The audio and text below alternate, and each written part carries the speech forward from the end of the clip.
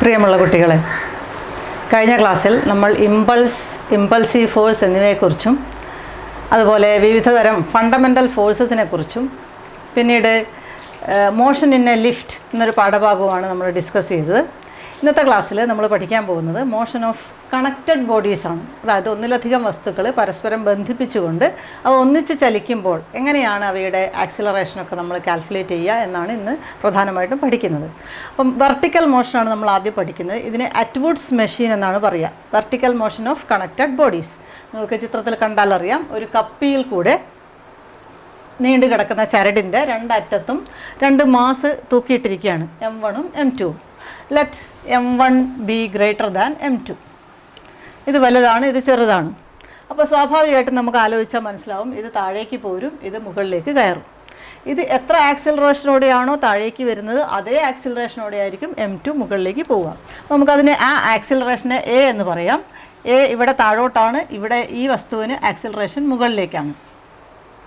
ചരടിൽ എന്തായാലും ഒരു ഫോഴ്സ് ഉണ്ടാവും. ചരട് ഇവിടെ കെട്ടി ഇതിൻ്റെ മുകളിലേക്ക് ഒരു ഫോഴ്സ് ഉള്ളതിനെ നമ്മൾ ടെൻഷൻ എന്നാണ് പറയുക.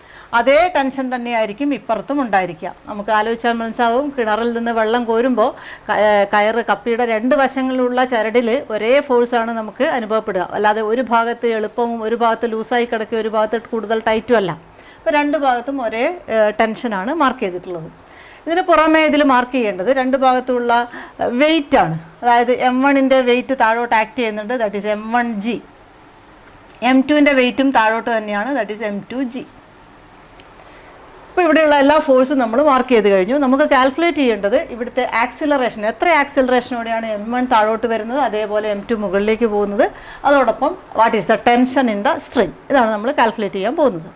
നമ്മൾ ആദ്യം വലതുവശത്തെ കാര്യങ്ങൾ നോക്കുക. ഇവിടെ എന്തൊക്കെ ഫോഴ്സാണ് ആക്ട് ചെയ്യുന്നത്? M1G താഴോട്ട് ആക്ട് ചെയ്യുന്നുണ്ട്, ടെൻഷൻ മുകളിലേക്ക് ആക്ട് ചെയ്യുന്നുണ്ട്, വസ്തു താഴേക്കാണ് പോകുന്നത്, അത് നമുക്കറിയാം. അപ്പോൾ വസ്തു താഴേക്ക് പോകണമെങ്കിൽ താഴോട്ടുള്ള ഫോഴ്സ് കൂടുതലായാൽ മാത്രമേ താഴേക്ക് പോവുകയുള്ളൂ. From that we can say that M1G is greater than T. അതിൻ്റെ ഡിഫറൻസ് ആണ് താഴേക്കുള്ള ഫോഴ്സായിട്ട് മാറുന്നത്. താഴേക്കുള്ള ഫോഴ്സ് M1ന് കിട്ടുന്ന ഫോഴ്സ് M1 × A ആയിരിക്കും. A ആണ് ആക്സിലറേഷൻ, അപ്പോൾ ഫോഴ്സ് M1A ആണ്. ദാറ്റ് ഈസ് M1G താഴോട്ടുള്ളത്, മുകളിലേക്കുള്ളത് T ആണ്. ഇവയുടെ വ്യത്യാസമാണ് താഴോട്ടുള്ള ഫോഴ്സായി മാറുന്നത്. That is M1A. ഓക്കെ, അത് ഇക്വേഷൻ 1 ആയിട്ട് അവിടെ നിൽക്കട്ടെ. ഇനി ഇടതുവശത്തെ കാര്യങ്ങൾ നമുക്ക് നോക്കാം. ഇവിടെ താഴോട്ടുള്ള ഫോഴ്സ് M2G ആണ്, മുകളിലേക്കുള്ള ടെൻഷൻ T ആണ്, വസ്തു മുകളിലേക്കാണ് നീങ്ങുന്നത്. അതിനർത്ഥം മുകളിലേക്കുള്ള ഫോഴ്സ് കൂടുതലായതുകൊണ്ടാണ് മുകളിലേക്ക് നീങ്ങുന്നത് എന്നാണ്. മുകളിലേക്കുള്ള ഫോഴ്സ് മൈനസ് താഴോട്ടുള്ള ഫോഴ്സാണ്, അല്ലെങ്കിൽ അതിൻ്റെ ഡിഫറൻസ് ആണ് വസ്തുവിന് മുകളിലേക്കുള്ള ഫോഴ്സായിട്ടുള്ള, മുകളിലേക്ക് പോകാനുള്ള ഫോഴ്സായിട്ടുള്ള M2A കൊടുക്കുന്നത്. A ആണ് acceleration, so the upward force is M2 × A.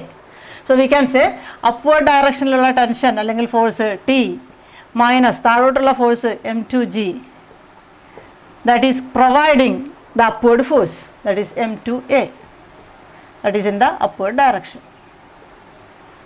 So that is equation 2. ഇനി നമ്മൾ ഈ രണ്ട് ഇക്വേഷനും കൂടെ ഒന്ന് ആഡ് ചെയ്യുന്നു. ആഡ് ചെയ്താൽ നമുക്ക് ഇവിടെ തന്നെ കണ്ടാൽ മനസ്സിലാവും, ഇവിടെ -T ആണ്, ഇവിടെ +T ആണുള്ളത്. അപ്പോൾ അത് രണ്ടും കൂടെ ആഡ് ചെയ്യുമ്പോൾ ക്യാൻസൽ ആവും, ബാക്കി എഴുതുന്നുള്ളൂ M1G - M2G. ഇങ്ങനെ ആരോ മാർക്കൊന്നും നിങ്ങൾ ഇടണം നിർബന്ധമില്ല, നിങ്ങൾക്ക് മനസ്സിലാവാൻ വേണ്ടി മാത്രമാണ് ആരോ മാർക്ക് ഇട്ടത്. എങ്ങോട്ടാണ് ഡയറക്ഷൻ എന്ന് കാണിക്കാൻ വേണ്ടി ആഡ് ചെയ്യാണ്. M1G - M2G is equal to, ഇത് രണ്ടും കൂടെ ആഡ് ചെയ്യാണ്, M1A + M2A. രണ്ട് ഭാഗവും ആഡ് ചെയ്തു. കോമൺ ഫാക്ടേഴ്സ് പുറത്തേക്ക് എടുക്കാം. G × M1 - M2 is equal to A × M1 + M2. So the acceleration A is equal to divide ചെയ്യുന്നു M1 - M2 × G divided by M1 + M2. So this is the equation for acceleration of the bodies. രണ്ടിനും ഒരേ acceleration ആയിരിക്കും. അതിൻ്റെ ഇക്വേഷനാണ് ഈ കിട്ടിയത്. നമ്മളിപ്പോൾ വലത്തോട്ടാണ് വസ്തു move ചെയ്യുന്നതെന്നാണ് കണക്കാക്കിയത്. കാരണം വലത്ത് വശത്തുള്ള M1 ആണ് കൂടുതൽ എന്നാണ് വിചാരിച്ചത്. ഇനി അഥവാ M2 ആണ് കൂടുതലുള്ളതെങ്കിൽ നമുക്ക് M1 - M2 എന്നുള്ളത് നെഗറ്റീവായിട്ട് വരും. if M2 is greater than M1. അപ്പോൾ ആക്സിലറേഷൻ നെഗറ്റീവായിട്ട് കിട്ടും. അതിൻ്റെ അർത്ഥം നമ്മൾ കണക്കാക്കിയ ഡയറക്ഷനിലല്ല ആക്സിലറേഷൻ ഉണ്ടാകുന്നത്, അതായത് ഇവിടെ താഴോട്ടല്ല ഉണ്ടാകുന്നത്, അതിന് പകരം ഇവിടെ മുകളിലേക്കും ഇവിടെ താഴേക്കുമായിരിക്കും ആക്സിലറേഷൻ ഉണ്ടാവുക എന്നുള്ളതാണ്. അങ്ങനെ വരുമ്പോഴുള്ള ആക്സിലറേഷൻ നെഗറ്റീവ് ആവുന്നതിൻ്റെ അർത്ഥം വരിക. ഓക്കെ, ഇനി നമുക്ക് അടുത്ത ഭാഗമായിട്ട് ചെയ്യാനുള്ളത് ടെൻഷൻ കാൽക്കുലേറ്റ് ചെയ്യുക എന്നുള്ളതാണ്. അതിന് ചെയ്യേണ്ടത് ഈ ആക്സിലറേഷന് കിട്ടിയ വാല്യൂ ഏതെങ്കിലും ഒരു ഇക്വേഷൻ 1-ലോ 2-ലോ ഏതിലെങ്കിലും സബ്സ്റ്റിറ്റ്യൂട്ട് ചെയ്ത് കൊടുത്താൽ നമുക്ക് ടെൻഷൻ്റെ ഇക്വേഷൻ കിട്ടും. ഞാനിപ്പോൾ ഇക്വേഷൻ 1-ലാണ് സബ്സ്റ്റിറ്റ്യൂട്ട് ചെയ്യാൻ പോകുന്നത്. ആക്സിലറേഷൻ്റെ വാല്യൂ മാത്രമാണ് നമുക്ക് സബ്സ്റ്റിറ്റ്യൂട്ട് ചെയ്യേണ്ടത്. ആക്സിലറേഷൻ്റെ വാല്യൂ ഇവിടെ ഉണ്ട്. So m1g minus t is equal to m1 into acceleration value m1 minus m2g by m1 plus m2. t വലതുവശത്തേക്ക് എടുക്കാം, ബാക്കിയുള്ളത് ഇങ്ങോട്ട് എടുക്കാം. m1g minus m1 into m1 minus m2 by m1 plus m2 into g is equal to t. That is equal to, ഇവിടെ ഒന്ന് cross multiply ചെയ്തിട്ട് denominator common ആക്കാനുണ്ട്. T left സൈഡിലിരിക്കട്ടെ. T is equal to that is m1g into m1 plus m2 minus m1 into m1 minus m2g whole divide by m1 plus m2. Expand ചെയ്യുന്നു. That is m1g into m1 that is m1 square g plus അടുത്ത term m1 m2g minus next term ഇത് പുറത്ത് ജിയും കൂടിയുണ്ട്. അപ്പോൾ m1 square g minus into minus plus വരും m1 m2g whole divide by m1 plus m2. ഒരു term നമുക്ക് cancel ആക്കാനുണ്ട് ഇവിടെ. m1 സ്ക്വയർ g ബാക്കി m1 plus m1 m2g plus m1 m2g that is 2m1 m2g by m1 plus m2. So this is the equation for tension in the string. അപ്പം നിങ്ങളുടെ ടെക്സ്റ്റിൽ ഇത് പ്രോബ്ലംസിൻ്റെ രൂപത്തിലൊക്കെ ഇത് ചോദിച്ചിട്ടുണ്ട്. അപ്പം ഈ ഇക്വേഷൻസ് നിർബന്ധമായിട്ട് ഓർത്തിരിക്കുക. ആക്സിലറേഷൻ്റെയും അതേപോലെ ടെൻഷൻ്റെയും ഇക്വേഷൻസ് ഓർത്തിരുന്നാൽ പ്രോബ്ലം ചെയ്യാൻ എളുപ്പമായിട്ട് വരും. So this is the motion of connected bodies in vertical direction. Now we are going to study motion of connected bodies in the horizontal direction. Horizontal ഡയറക്ഷനിൽ രണ്ട് വസ്തുക്കളെ പരസ്പരം കണക്ട് ചെയ്താൽ എങ്ങനെയാണ് അവ മൂവ് ചെയ്യുന്നതെന്ന് നമുക്ക് നോക്കാം. ഇപ്പോൾ ഇങ്ങനൊരു ടേബിളാണെന്ന് വിചാരിക്കുക. ടേബിളിൻ്റെ അറ്റത്തൊരു കപ്പി പിടിപ്പിച്ചേക്കാണ്. ഇവിടെ ഒരു ബോഡി വെച്ചിട്ടുണ്ട്. ഇതിൽ നിന്ന് ഒരു കയർ കെട്ടിയിട്ട് ഈ കപ്പിയിൽ കൂടെ കടന്നു പോയിട്ട് ഇവിടെ തൂങ്ങിക്കിടക്കുകയാണ്. മറ്റൊരു വസ്തു ഇവിടെ തൂക്കിയിട്ടിട്ടുണ്ട്. ഇതാണ് ചെയ്യുന്നത്. This is m1 and this is m2. Okay, this is a frictionless surface. സർഫസിൻ്റെ ഫ്രിക്ഷൻ നമ്മളിവിടെ പരിഗണിക്കുന്നില്ല. അങ്ങനെയുള്ള കേസുകൾ വരുമ്പോൾ അതും കൂടെ പരിഗണിക്കേണ്ടി വരും. ഈ ഡെറിവേഷനിൽ നമ്മളിവിടെ സർഫസിൻ്റെ ഫ്രിക്ഷൻ പരിഗണിക്കുന്നില്ല. ചരടിലുള്ള ടെൻഷൻ ടി ആണ്. ഇങ്ങോട്ടാണ് ഇവിടെ ചരടിൻ്റെ മുകളിൽ ടെൻഷൻ ഉണ്ടാവുക. അതേപോലെ ഇവിടെയുള്ള ടെൻഷൻ ടി ആണ്. ഈ വസ്തുവിൻ്റെ കേസിലുള്ള ഹൊറിസോണ്ടൽ മോഷൻ മാത്രമേ നമ്മളിവിടെ കണക്കാക്കുന്നുള്ളൂ. ഈ വസ്തുവിന് ഇവിടെ വെർട്ടിക്കൽ മോഷൻ ഇല്ല. m2-ന് വെർട്ടിക്കലി ഫോഴ്സ് ഉണ്ട്. അതിൻ്റെ വെയിറ്റ് താഴോട്ട് ആക്ട് ചെയ്യുന്നുണ്ട്. പക്ഷേ മേശപ്പുറത്താണ് വെച്ചത്, അല്ലെങ്കിൽ ആ സർഫസിലാണ് വെച്ചത്. അതിന് ഈക്വൽ ആൻഡ് ഓപ്പോസിറ്റ് റിയാക്ഷൻ കിട്ടുന്നത് കാരണം വെർട്ടിക്കലായിട്ടുള്ള ഫോഴ്സുകൾ ഈ വസ്തുവിൻ്റെ കേസിൽ നമ്മൾ കണക്കാക്കേണ്ടതില്ല. ഓക്കെ, ഇനി നമ്മൾ ഇതിൻ്റെ കാര്യങ്ങൾ നോക്കാം. ഇതിന് താഴോട്ടുള്ള വെയിറ്റ് m1 × g ആണ്. ഇതിൻ്റെ താഴോട്ടുള്ള വെയിറ്റ്. വസ്തു താഴോട്ടാണ് മൂവ് ചെയ്യുന്നത് അല്ലേ? ഇങ്ങനെ തൂക്കിയിട്ട് വളരെ സ്മൂത്തായിട്ടുള്ള സർഫസിൽ ഇങ്ങനെ തൂക്കിയിട്ടാൽ and if m1 is greater than m2 the body will move in the downward direction with an acceleration a and the body will move with the same acceleration in this direction also. ഇത് frictionless ആണെങ്കിൽ അതേ ആക്സിലറേഷനിൽ ഇത് ഇങ്ങോട്ട് move ചെയ്യും. അപ്പോൾ നമ്മളിനി calculate ചെയ്യാൻ പോവുകയാണ്. റൈറ്റ് സൈഡിലെ കാര്യങ്ങൾ നോക്കുകയാണ്. ദാറ്റ് ഈസ് താഴോട്ടുള്ള ഫോഴ്സ് m1g, മുകളിലോട്ടുള്ള ഫോഴ്സ് t. വസ്തു താഴോട്ടാണ് മൂവ് ചെയ്യുന്നത്. അതുകൊണ്ട് m1g മൈനസ് ടി ആണ് ഇതിന് താഴോട്ട് മൂവ് ചെയ്യാനുള്ള ഫോഴ്സ് കൊടുക്കുന്നത്. That is m1a. Okay, that is ആ first equation. And in the second case ഇപ്പുറത്തുള്ള കാര്യം നമ്മൾ നോക്കുകയാണെങ്കിൽ ഇവിടെ വസ്തുവിന് ഇങ്ങോട്ടാണ് മൂവ്മെൻറ്റ് കിട്ടുന്നത്. m2 × a എന്നുള്ള ഫോഴ്സാണ് ഇങ്ങോട്ടുള്ളത്. അതാണ് ടെൻഷൻ പ്രൊവൈഡ് ചെയ്യുന്നത്. That is t is equal to m2 × a. That is equation 2. ഇത് നമ്മൾ രണ്ടും കൂടെ ആഡ് ചെയ്താൽ, ഈ രണ്ട് ഇക്വേഷനും കൂടെ ആഡ് ചെയ്താൽ ഇത് ടി മൈനസ് ടി ക്യാൻസൽ ആവും. That is m1g is equal to m1a plus m2a or m1g is equal to a × m1 plus m2 or a is equal to m1g by m1 plus m2. This is the equation for acceleration of two bodies acceleration of a body in a horizontal direction. And if we have to find the tension in the string, T is equal to, ഇവിടെ നമുക്ക് already equation കിട്ടിക്കഴിഞ്ഞു, T is equal to m2 into a എന്ന്, അതിൽ എയുടെ value substitute ചെയ്ത് കൊടുത്താൽ മതി. T is equal to m2 into എക്ക് പകരം m1g by m1 plus m2, that is equal to m1 m2g by m1 plus m2. Okay, this is the equation for tension in the string. അപ്പോൾ ഇങ്ങനെയുള്ള ഈ രണ്ട് connected ബോഡീസിൻ്റെ motion കൃത്യമായിട്ട് മനസ്സിലാക്കുക. പ്രത്യേകിച്ചും അത് പ്രോബ്ലംസിലാണ് ഇത് വേണ്ടി വരിക.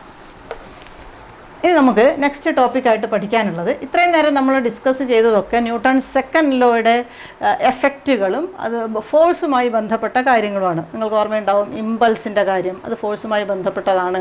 അതുപോലെ ബേസിക് ഫോഴ്സസ് ഇൻ നേച്ചർ, അതുപോലെ ലിഫ്റ്റിൽ വരുമ്പോഴുള്ള ചേഞ്ചസ് ഇൻ ഫോഴ്സ്, ഇപ്പോൾ പറഞ്ഞ മോഷൻ ഓഫ് കണക്റ്റഡ് ബോഡീസ്, ഇതൊക്കെ ഫോഴ്സുമായി ബന്ധപ്പെട്ട കാര്യങ്ങളാണ്, അതായത് സെക്കൻഡ് ലോയുമായി ബന്ധപ്പെട്ട കാര്യങ്ങളാണ്.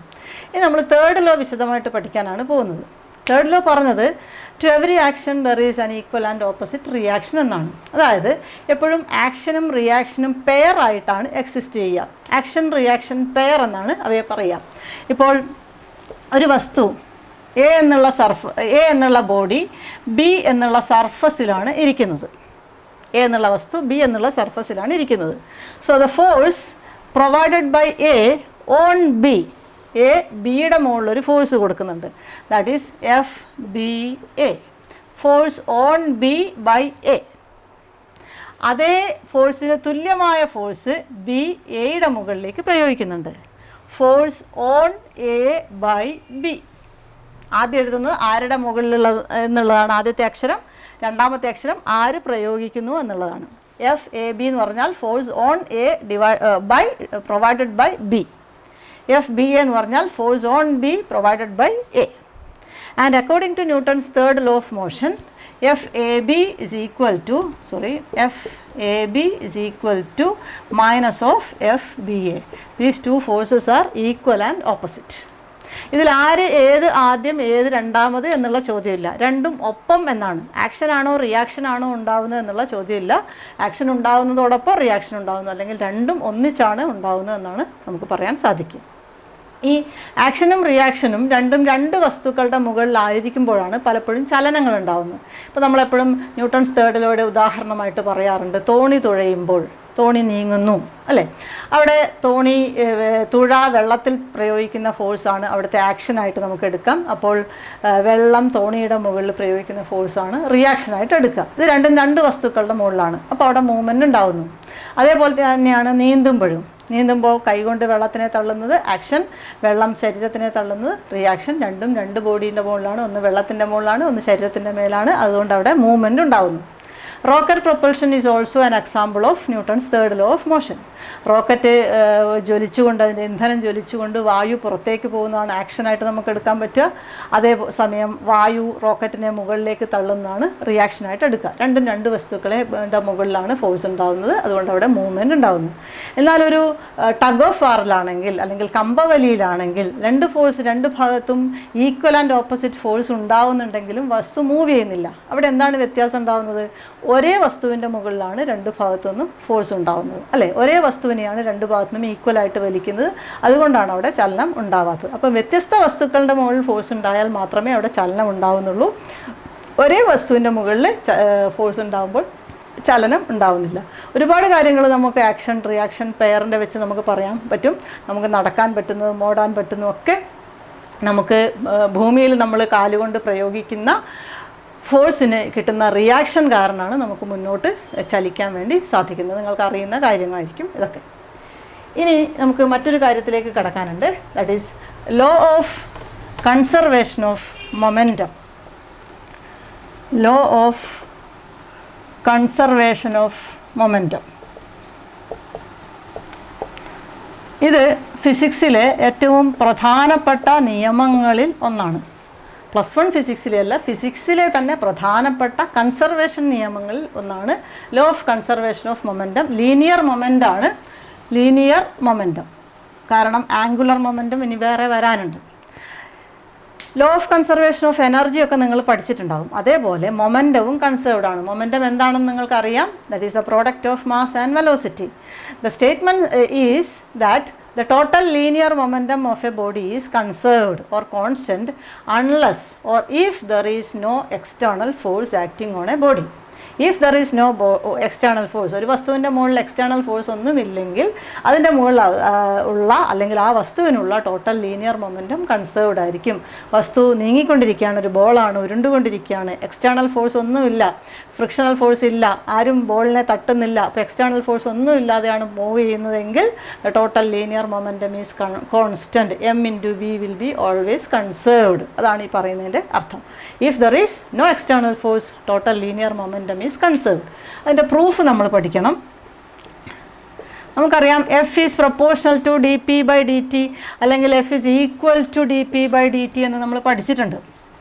എന്നിട്ട് ഇക്വേഷനിലെ പ്രൊപ്പോർഷണാലിറ്റി കോൺസ്റ്റൻറ്റ് 1 ആകുമ്പോഴാണ് നമ്മൾ F is equal to M into A എന്ന് പറയുന്നത്, അല്ലേ? കെ 1 ആകുമ്പോഴാണ് എഫ് ഇസ് ഈക്വൽ ടു പിക്ക് എം വി എന്ന് കൊടുത്തു. എന്നിട്ട് M into D V by D T, D V by D T is acceleration. അങ്ങനെയാണ് F is equal to M എന്നുള്ളതിൻ്റെ ഡെറിവേഷൻ വരുന്നത്. അപ്പോൾ F is equal to D P by D T, delta P by delta T എന്നാണ് നമ്മൾ അന്ന് എഴുതിയത്. വളരെ ചെറിയ സ്മോൾ ടൈം ഇൻ്റർവെൽ ആകുമ്പോഴാണ് d P by D T എന്ന് പറയുക. And if there is no external force, external force ഒന്നുമില്ലെങ്കിൽ നമുക്ക് പറയാം 0 is equal to D P by D T. D P by D t 0 എന്ന് പറഞ്ഞാൽ ടൈം അല്ല 0 ആവുന്നത്, മൊമെൻറ്റമാണ് 0 ആവുന്നത്. D p is equal to 0, that is change in momentum. D p is change in momentum. Change in momentum 0 എന്ന് പറഞ്ഞാൽ momentum is a constant.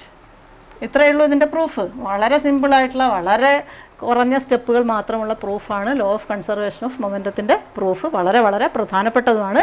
F is equal to D P by D T. Since there is no external force, F equal to 0, so 0 equal to D P by D T, D P equal to 0, that means P is a constant. This is from Newton second law. ഈ proof ന്യൂട്ടൻ്റെ second ലോയിൽ നിന്നുള്ള പ്രൂഫാണ്. കാരണം എഫിൻ്റെ equation ഉപയോഗിച്ചുകൊണ്ടാണ് നമ്മൾ ചെയ്തത്. ഇനി ന്യൂട്ടൻ്റെ തേർഡ് ലോയിൽ നിന്നുള്ള പ്രൂഫും കൂടെ നമുക്ക് പഠിക്കാനുണ്ട്. ഇതേ കാര്യം ന്യൂട്ടൻ്റെ തേർഡ് ലോയിൽ നിന്നുള്ള പ്രൂഫ്. 2 വസ്തുക്കൾ, 2 bodies A and B having masses m1 and m2 moving in the same direction with velocities u1 and u2 and they are undergoing a collision. കൂട്ടിയിടിക്കുകയാണ് രണ്ടും കൂടെ. And after collision they are moving in the same direction. അതേ straight ലൈനിൽ move ചെയ്യുകയാണ്. m1 ഉം m2 മാസിനൊരു വ്യത്യാസമില്ല, പക്ഷേ velocity മാറിപ്പോയി, v1 ആൻഡ് v2 ആയി മാറിപ്പോയി. ഓക്കെ, എയും ബിയും ആണ്. After collision their velocities changes to v1 and v2. So what is the change in momentum of a? Change in momentum of a, എയുടെ മൊമെൻറ്റത്തിൽ വന്ന ചേഞ്ച് എത്രയാണ്? എയുടെ അവസാനത്തെ മൊമെൻറ്റം എത്രയാണ്? That is m1 v1. എയുടെ ആദ്യത്തെ മൊമെൻറ്റം എത്രയാണ്? m1 u1. So what is the change in momentum? m1 v1 minus m1 u1. And what is the rate of change of momentum of a? Rate of change എന്ന് പറഞ്ഞാൽ with respect to time. ഇത് കൂട്ടിയിടിക്കാൻ എടുത്ത സമയം delta T ആണെന്ന് നമുക്ക് വിചാരിക്കും. So that is equal to m1 v1 minus m1 u1 by delta T. Rate of change of momentum is force. എയുടെ മൊമെൻറ്റത്തിൽ ചേഞ്ച് വരാൻ കാരണം എയുടെ മുകളിൽ പ്രയോഗിക്കപ്പെട്ട ഫോഴ്സാണ്. That is the force on A. ആര് പ്രയോഗിച്ചു? ബി. ഓക്കെ, അതേമാതിരി change in momentum of B. Change in momentum of B, ബിയുടെ മൊമെൻറ്റത്തിലെ ചേഞ്ച്, ബിയുടെ final momentum that is m2 v2 minus ബിയുടെ തുടക്കത്തിലെ momentum m2 u2. What is the rate of change of momentum of b? Rate of change of momentum that is m2 v2 minus m2 u2 by delta t. ബിയുടെ മൊമെൻറ്റത്തിലെ change, ബിയുടെ മൊമെൻറ്റത്തിലെ change വരാൻ കാരണം ബിയുടെ മുകളിൽ ഫോഴ്സ് പ്രയോഗിക്കപ്പെട്ടതാണ്. That is the force on B. ആര് പ്രയോഗിച്ചു? എ പ്രയോഗിച്ചു. Force on B by A. From Newton's third law we have just studied that F A B is equal to minus of F B A. F A B equal to minus of F B A. So ഇവിടെ ഒഴിവാക്കാണ്, മായ്ക്കാണ്, എന്നിട്ട് അത് എഴുതാണ്. F A B that is m1 v1 minus m1 u1 by delta t, that is FAB equal to minus of FBA, minus of FBA, m2 v2 minus m2 u2 by delta t. Okay, next step is നമ്മൾ expand ചെയ്യുന്നു. അതോടൊപ്പം ഈ രണ്ട് ഭാഗത്തും delta T ഉള്ളത് നമുക്ക് ഒഴിവാക്കി കളയാം. ബാക്കി ബ്രാക്കറ്റ് എക്സ്പാൻഡ് ചെയ്യുമ്പോൾ m1v1 minus m1u1 equal to minus m2v2 plus m2u2. m1 ഉള്ളതൊക്കെ u ഉള്ളതൊക്കെ ഒരു ഭാഗത്തും v ഉള്ളതൊക്കെ ഒരു ഭാഗത്തേക്ക് വെക്കാണ്. ഈ m1v1 plus m2v2 is equal to m1u1 plus m2u2. ഒന്ന് തിരിച്ചെഴുതാം. m1u1 plus m2u2 equal to m1v1 plus m2v2. ഇതിൻ്റെ അർത്ഥം എന്താണ്? m1u1 എയുടെ മൊമെൻ്റമാണ് കൊളിഷന് മുമ്പേ, m2u2 ബിയുടെ മൊമെൻ്റമാണ് കൊളിഷന് മുമ്പേ. So this is total momentum before collision. അതേപോലെ m1v1 ബിയുടെ മൊമെൻ്റമാണ് ആഫ്റ്റർ കൊളിഷൻ, m2v2 ബിയുടെ മൊമെൻ്റമാണ് after collision. So this is total momentum after collision. So total momentum before collision is equal to total momentum after collision. കൊളിഷന് മുമ്പുള്ള momentum തന്നെയാണ് കൊളിഷന് ശേഷമുള്ള momentum. That means momentum is conserved. So this is the proof of law of conservation of momentum using Newton's third law. അപ്പോൾ ന്യൂട്ടൻ്റെ second ലോയിൽ നിന്നും ന്യൂട്ടൻ്റെ third ലോയിൽ നിന്നുമുള്ള പ്രൂഫാണ് നമ്മൾ പഠിച്ചത്. ഏത് പ്രൂഫ് വേണമെങ്കിലും നിങ്ങൾക്ക് പരീക്ഷയ്ക്ക് ചോദിക്കാം. കൃത്യമായിട്ട് പറയുകയാണെങ്കിൽ ആ ലോ വെച്ചുകൊണ്ട് തന്നെയുള്ള പ്രൂഫ് നിങ്ങൾ എഴുതണം. അല്ലെങ്കിൽ നിങ്ങൾക്ക് സൗകര്യമുള്ള എളുപ്പമായിട്ടുള്ള പ്രൂഫ് നിങ്ങൾക്ക് അതിൽ നിന്ന് പഠിച്ചിട്ട് എടുക്കാം. ഓക്കെ, അപ്പോൾ ഈ ഭാഗങ്ങൾ വളരെ വളരെ കൃത്യമായിട്ട് പഠിക്കേണ്ട, സീരിയസ് ആയിട്ട് പഠിക്കേണ്ട ഭാഗങ്ങളാണ് ഇന്നെടുത്തത്. എല്ലാവരും അത് കൃത്യമായിട്ട് മനസ്സിലാക്കി പഠിക്കുക. ശരി.